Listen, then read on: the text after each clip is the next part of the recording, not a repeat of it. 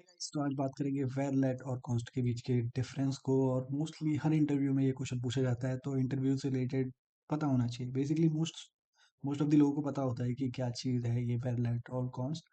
But अगर थोड़ा सा डीपली डाइव करेंगे ना, तो ये सब कॉन्शियस पे कहीं ना कहीं अच्छे तरीके से समझ जाएगा, और कहीं ना कहीं प्रोजेक्ट्स वगैरह में भी समझ आएगा कि ठीक है, हम ऊपर ऊपर लेवल से तो पढ़ लेते हैं वेर लेट कॉन्स्ट में क्या डिफरेंस है, रीडिक्लेयर नहीं कर सकते, रीअसाइन नहीं कर सकते, ये सारी चीज़ें, होस्टिंग वगैरह। बट कहीं न कहीं वो जो अंडरस्टैंडिंग है उसको ये समझते नहीं है। तो मेरे हिसाब से ये टॉपिक को भी ढंग से समझना चाहिए। ठीक है? तो शुरुआत करते हैं इसकी। तो सबसे पहले बात करते हैं वेर क्या होता है। ठीक है? तो ES6 जब ECMAScript नहीं आई थी 2000, मतलब 2015 से पहले हम वेर का यूज़ करते थे। तो बेसिकली होता क्या था कि हम वेरिएबल से ही सारे काम कर लेते थे। जैसे फॉर एग्जांपल, वेरिएबल अगर मैंने a इक्वल टू 6 लिखा है, तो मैं इसी से सारे काम कर सकता हूँ, क्योंकि मैं इसे एज अ लेट और कॉन्स्ट जो है वो बाद में आए हैं। मतलब ECMAScript ES6 जो है ना, उसके बाद आए हैं हमारे पास लेट और कॉन्स्ट। उससे पहले हमारे पास वेरिएबल था। तो वेरिएबल से हमारा काम हो जाता था कि ठीक है, हम किसी भी चीज़ को असाइन करके वैल्यू करके और यूज़ कर लेते थे। बट यहाँ पे एक प्रॉब्लम आ रही थी। जो बेसिकली प्रॉब्लम ये थी कि अगर मैं वेरिएबल में किसी और वैल्यू को दोबारा से रीडिक्लेयर करूँ, मतलब जैसे मैंने ए को डिक्लेयर कर दिया कि ये 6 वैल्यू है, ठीक है, और मैं इसकी दोबारा से रीडिक्लेरेशन कर रहा हूँ कि इसकी वैल्यू 7 है, और अगर मैं कंसोल करूँ, ठीक है, ए को, तो मुझे यहाँ बेटर में चलाना पड़ेगा। ठीक है? तो स्टार्ट द टर्मिनल और नोड इंडेक्स, फाइल का नाम दूसरा है वेर। ठीक है? तो मैं इसे चलाऊंगा तो देखो 7 आ रहा है। ठीक है? तो ये मुझे कोई एरर नहीं दे रहा। ठीक है? जबकि मैं इसे रीडिक्लेयर कर रहा हूँ।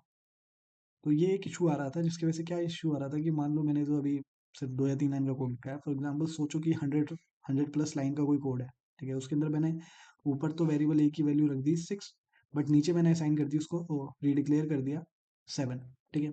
तो अब क्या होगा कि मुझे तो पता भी नहीं चलेगा कि मैंने इतनी बड़ी गलती कर दी, और सिर्फ एक वैल्यू के चेंज होने से पूरे प्रोग्राम की ऐसी की तैसी हो सकती है। ठीक है? तो इसीलिए इस चीज़ को चेंज किया गया, ताकि बहुत ज़्यादा जो इश्यूज आ रहे होंगे इसकी वजह से।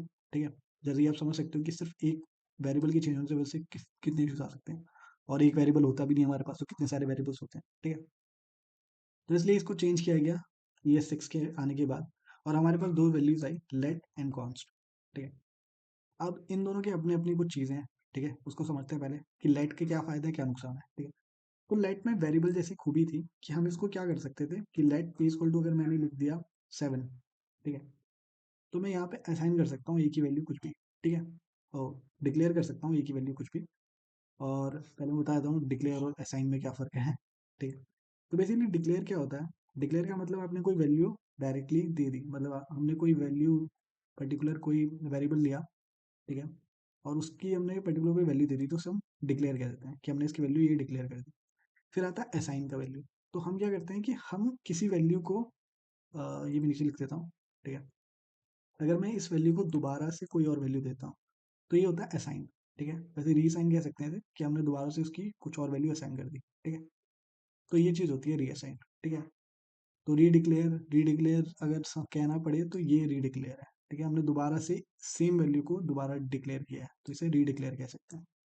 ठीक है? तो हम बोल तो देते हैं कि इंटरव्यू वगैरह में कि ये रीडिक्लेयर होता है या वो होता है, बट अगर कभी इंटरव्यू ने पूछ लिया कि बताओ कैसे होता है, तो मोस्टली लोग कंफ्यूज हो जाएंगे। ठीक है? रीडिक्लेयर की स्पेलिंग गलत लिखी है मैंने, डिक्लेयर। ठीक है? ठीक है? अभी भी शायद गलती लग रही है मुझे, पर ठीक है, समझ गए आप मेनली मीनिंग क्या है। ठीक है? तो ये चीज़ होती है। अब नेक्स्ट नेक्स्ट जो पॉइंट आता है वो रीअसाइन का। तो इसमें हमारे पास रीअसाइन की वैल्यू थी कि हम, हमें देखो कोई भी वेरिएबल अगर हम लेते हैं, तो हमें उसकी पर्टिकुलर वैल्यू को चेंज करना होता है हमेशा। फॉर एग्जाम्पल, अगर मैं किसी ऑब्जेक्ट पे काम कर रहा हूँ, या फिर किसी एरे में काम कर रहा हूँ, या कुछ भी काम कर रहा हूँ, तो मुझे उसकी वैल्यू को मैनिपुलेट करना पड़ेगा। वैल्यू वैल्यू को मैनिपुलेट करना पड़ेगा, मतलब कुछ ना कुछ चेंजेस तो करने हैं। तो ये काम मेरा इसकी मदद से हो जाता था, लाइट की मदद से। दूसरी वैल्यू थी मेरे पास कॉन्स्ट। अब मैं कुछ ऐसे वेरिएबल्स चाहता था जिसकी वैल्यूज चेंज ना हो, बिल्कुल भी चेंज ना हो। मैं नहीं चाहता हूँ कि इनकी वैल्यू चेंज हो। ठीक है?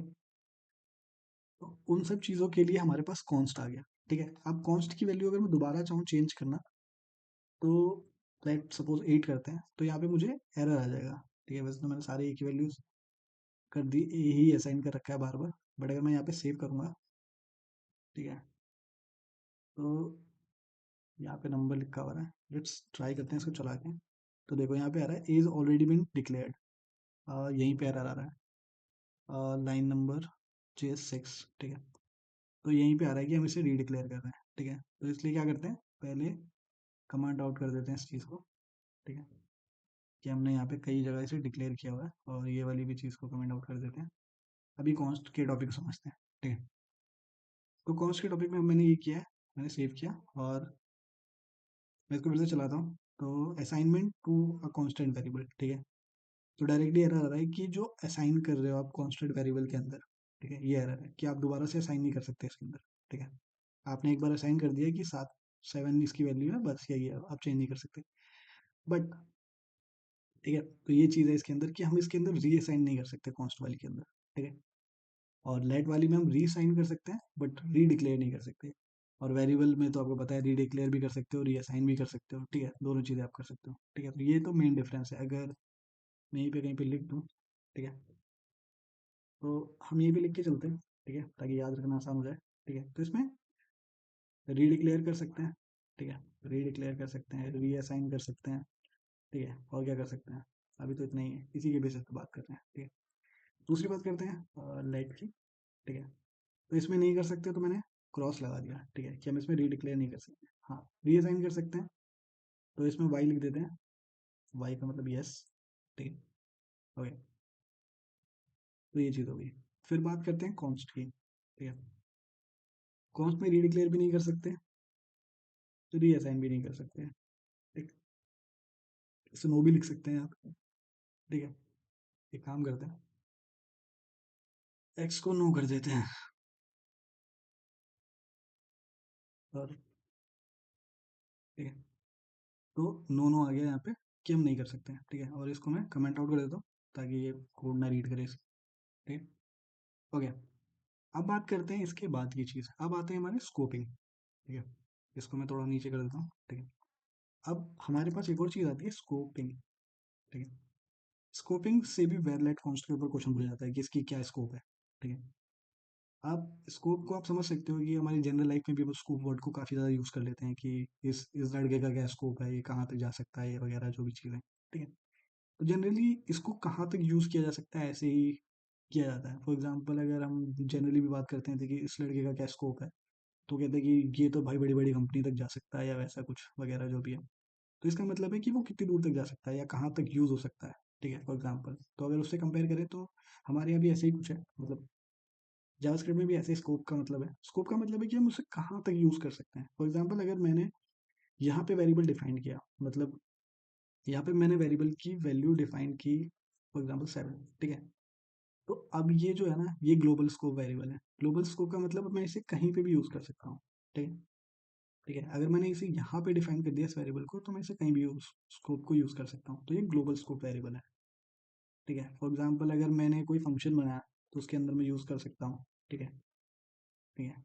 तो मैं कहीं भी यूज़ कर सकता हूँ इसको। पर्टिकुलरली अगर मैंने यहाँ पे कोई फंक्शन बना दिया, लाइक ऐड करके एक फंक्शन बनाया, और मैं यहाँ पे अगर कंसोल को यूज़ कर रहा हूँ, ठीक है, कंसोल, ठीक है, डॉट लॉग, तो मैं यहाँ पे इसे यूज़ कर सकता हूँ। ये ग्लोबल स्कोप वेरिएबल है, ठीक है।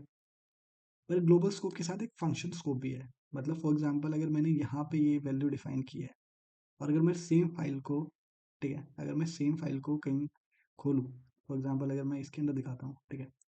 सपोज करो मैंने यहाँ पे एक वेरिएबल को डिफाइन किया, ठीक है, ए इक्वल टू 7, ओके। और अब मैं अपना यहाँ पे गोलाई वाला सर्वर चला देता हूँ, ठीक है। और मैं टर्मिनल में चला जाता हूँ बेसिकली, ठीक है, और मैं यहाँ पे ए लिखता हूँ। तो देखो मेरे पास ये जो वैल्यू आ रही है 7 आ रही है, ठीक है। मैंने अभी यहाँ पे कुछ भी नहीं लिखा है कि मेरे पास क्या वैल्यू है या नहीं, ठीक है। तो मेरे पास ये वैल्यू डिफाइन होके आ रही है, जबकि मैंने इस फाइल को खोला और मैं यहाँ पे भी एक्सेस कर सकता हूँ इसे, ठीक है। तो इसलिए ग्लोबल स्कोप है। जबकि अगर मैं देखो यहाँ पे वेर की जगह लेट में ये चीज़ डिफाइन करता हूँ, ठीक है, लेट में डिफाइन करता हूँ, सेव करता हूँ, और मैं अगर यहाँ गया और एक बार रिफ्रेश कर लेते हैं, ठीक है, ये मैं, ठीक है, तो अभी भी मुझे वैल्यू दे रहा है। आई थिंक ये ब्लॉक्स को देता है, ठीक है। सेव हुआ है क्या, एक बार दोबारा से स्टार्ट करते हैं इसको। ओके, तो पिछले वाला बंद कर देते हैं, ये वाला दोबारा से स्टार्ट करते हैं एंड लाइव रिलोड इनेबल। तो मैंने ये किया, तो अभी मेरे पास वैल्यूज आ रही है, ठीक है। तो मतलब हम जो भी वैल्यूज वहाँ पे दे रहे हैं, ठीक है, वो पर्टिकुलर वैल्यूज हमारे पास आ रही है।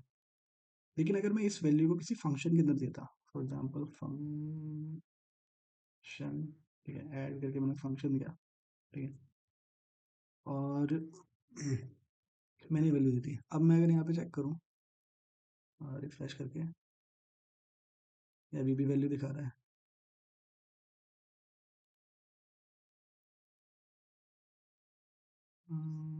ओके, ठीक है, अब मैंने ये लिखा, तो अब मुझे वैल्यू नहीं दे रहा है, ठीक है, क्योंकि ये अभी किसी फंक्शन स्कोप के अंदर है, ठीक है। और यहाँ पे अगर मैं वेरिएबल देता हूँ, ठीक है, और अब सेव करते हैं, ठीक है, और मैं इसे वापस से ये लिखता हूँ,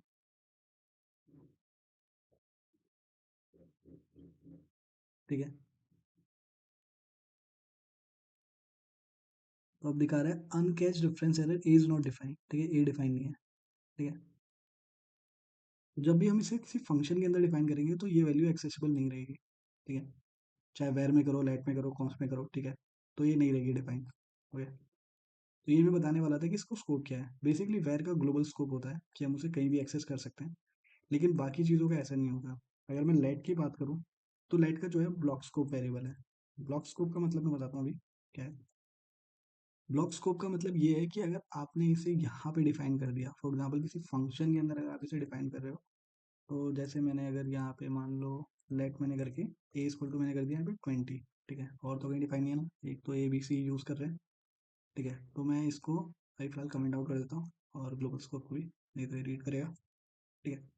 तो मैंने अगर इसे यहाँ पे डिफाइन कर दिया, और अगर मैं कंसोल लॉग एक तो अंदर वाला चला रहा हूँ, एक बाहर वाला चला रहा हूँ, ठीक है, तो देखते हैं आउटपुट क्या आता है, ठीक है। तो मैंने यहाँ पे चला दिया, मेरे पास वैल्यू आ रही है 7, ठीक है। 7 कहाँ से आ रही है, ओके, यहाँ पे कौन सा ऑलरेडी डिफाइंड है, ठीक है, ओके, ठीक है। फिर मैं दोबारा से चलाता हूँ, और अब मेरे पास आ रहा है कि एंड कोई एरर आ रहा है, ठीक है, इज नॉट डिफाइंड आ रहा है कंसोल डॉट रीड, और ये 30, लाइन 30 के ऊपर आ रहा है ऐसा। तो लाइन 30 कहाँ है मेरी, लाइन 30 है मेरी ये रही, ठीक है। तो ये डिफाइन नहीं कर रहा, और फंक्शन ऐड को हमने कॉल नहीं किया, इसलिए अंदर वाला कंसोल लॉग नहीं चल रहा। तो लेट सपोज कि इसे अंदर वाले को भी चला देते हैं। तो मैंने इसको भी कॉल कर दिया, और यहाँ पे भी कॉल कर दिया, ठीक है, अ, ठीक है, और हम दोबारा से इस फंक्शन को चला देते हैं, ठीक है। तो अब मेरे पास एरर आ रहा है वो वाले के लिए, और आई थिंक पहले वाले के लिए आउटपुट चल गया होगा, ठीक है। तो एक हमारे पास 20 आ रहा है, एंड दूसरा फिर एक एरर आ रहा है कि ये चीज़ नहीं चल रही है, ठीक है, इज नॉट डिफाइंड, ओके। तो देख रहे हो कि अंदर अगर हमने किसी वैल्यू को डिफाइन किया है तो ये बाहर एक्सेसिबल नहीं होगा, ठीक है। ये होता है ब्लॉक लेवल स्कोप, कि अगर हमने किसी फंक्शन के अंदर या उसके अंदर ब्लॉक के अंदर डिफाइन कर दिया किसी कोड को, बट अगर मैं वेर के साथ करूँ, ठीक है, लेट सपोज अगर मैंने वेर, ये ब्लॉक चीज़ कहलाता है, तो अगर मैं वेर के साथ डिफाइन करूँ वेर इज 20, ठीक है, और फिर मैं बाहर एक्सेस करने की कोशिश करूँ कंसोल डॉट लॉग ए, फिर कमेंट करना,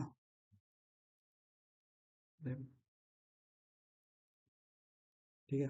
तो वेर इज 20 किया, और ये कमेंट आउट कर देते हैं, ठीक है, एंड दोबारा से चलाते हैं, ओके। तो हमारे पास 20 आ रहा है, ठीक है। देखो, अ, मैंने इसको इसके अंदर किया था कि वैर ए की वैल्यू 20 है, बट मैंने बाहर कंसोल लॉक किया, हो गया। अब मैं अगर इसी वैर की जगह लेट करूँगा ना, तो ये नहीं चलेगा, ये मुझे एरर देगा। तो इसलिए ये ग्लोबल स्कोप है, ठीक है, क्योंकि ये ब्लॉक लेवल स्कोप इसलिए नहीं है। अ, एक बार कर देते हैं, फिर पता चल जाएगा ढंग से। तो देखो यहाँ पे अगर हम दे रहे हैं तो बता रहे हैं कि इज नॉट डिफाइंड, ठीक है।